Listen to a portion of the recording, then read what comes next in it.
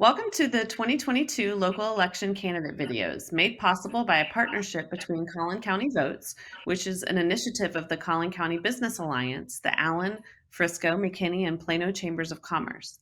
I'm Leanne Libby with Community Impact Newspaper, and I'm excited to introduce our viewers to Natalie Hebert, running for Frisco ISD Place 2. Welcome, Natalie. Thank you. Thank you for having me, and thank you for doing this forum for the voters. I think it's important that they get to know each of us before they make their vote. Well, we do too, so thank you for taking the time. Well, we'll jump right in. So, not Okay. everyone understands exactly what a school board trustee roles and responsibilities are. So, can you explain to us in your own words what the role entails? The school board trustee's role is we're one of 7 people, so we cannot do anything unless we are functioning as a body corporate, which means that all 7 of us make decisions together. We have 1 employee, and that is Dr. Waldrop, who is our superintendent of schools for Frisco ISD. And with Dr. Waldrop, we set goals for the district for the year and set goals for him for the year. And our job is to make sure that those goals are met and executed well, and that throughout the year we are listening to parents and teachers and Dr. Waldrop and making sure that the year is run smoothly. Great. Well, so talk to us about your top 2 to 3 policy priorities that you'd like to accomplish if reelected. Well, policy is a big one for trustees because that's what we enforce. One of the biggest things right now, not necessarily policy concerned, but district concerned, is teachers. And the fact that we've got teachers leaving the classroom at a faster rate than we can get them graduated from colleges of education at different colleges. The rate at which we are losing people in education, including superintendents, administrators, is scary. So I would like for us to figure out some incentives to create the culture, get the culture back to where people want to be in education and stay in education. As far as policy is concerned in Frisco ISD, we do a really good job at making sure that we update things along the way. We've updated policies regarding transfers and rezoning, just to make sure that whenever we rezone a school, if we can keep siblings together, we do. I know that that's the biggest pain for most people within our school district, simply because nobody wants to move schools once they're happy and they're comfortable. And so if we can make it a little bit better each year, then I would like for us to do that. So, how has the pandemic impacted Frisco ISD, and how would you work to address these issues? I think the pandemic affected everybody, obviously.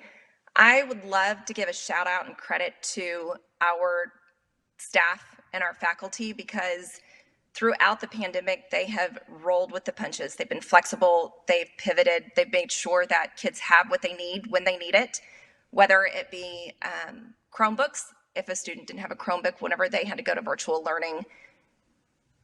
It impacted everybody, but I think we're getting back to normal, as normal as we can get.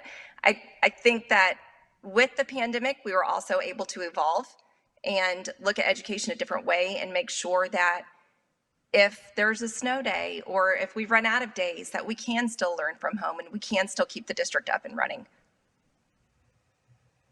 Well, so you talked about teachers a little bit already, but talk a little bit more about, we're hearing difficulties around attracting and retaining teachers is obviously a big topic right now. What are your thoughts on how to address that issue? I think that the issue with teachers started decades ago. I don't think it's something that the pandemic caused. I think it's something that the pandemic brought light to. When the federal government starts to get involved in education, then there are concerns happen, and No Child Left Behind started a trajectory that set forth goals to where the expectation was that 100% of students would reach a certain goal, which is impossible because students come from all different walks of life. They come from all different backgrounds. And then it got even worse with the next president, and then the next president, and the next president, and everybody keeps piling on. And it has taken away the professionalism from the teachers. It's put a sense of everybody's nitpicking, and not nitpicking's the wrong word. Everybody is looking for faults without looking for the actual reason as to why some students don't succeed, which in my opinion is poverty. And I think, and that's not to say that people who are or that students who are in poverty are not necessarily going to be successful. It's just a sense that there are other priorities. And instead of addressing that, we've put the blame onto the schools, and we've named some schools bad schools and other schools good schools, when some of our lowest performing campuses are some of our hardest working teachers and our most successful administrators. It's just a matter of showing growth of students at different rates based on their actual background. What would you like to see the legislature address to help support public education in your district in the next legislative session?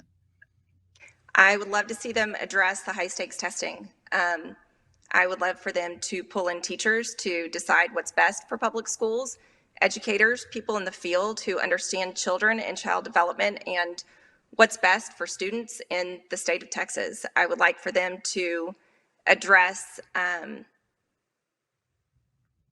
making sure that we can get people into education and helping at the university level and getting people into the College of Education, so that when those teachers who are ready to retire, and there are a lot of people ready to retire right now, once they retire, we have other people, new teachers coming in to help fill those gaps.